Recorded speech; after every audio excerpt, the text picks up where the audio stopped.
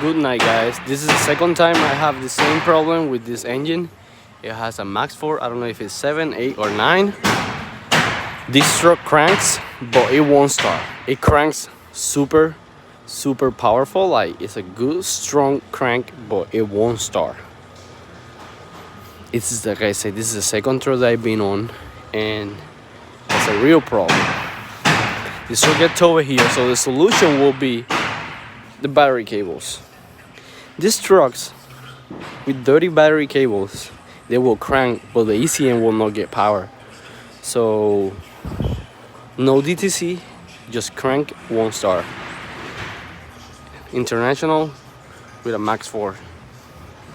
That's the whole issue about these trucks. The fucking negative, the ground cables and the battery. So if you guys found this problem where you have a truck with that engine and it won't start, you just crank and crank and crank, I will go first and clean this battery. That's it, guys. I hope this helped you guys a little bit.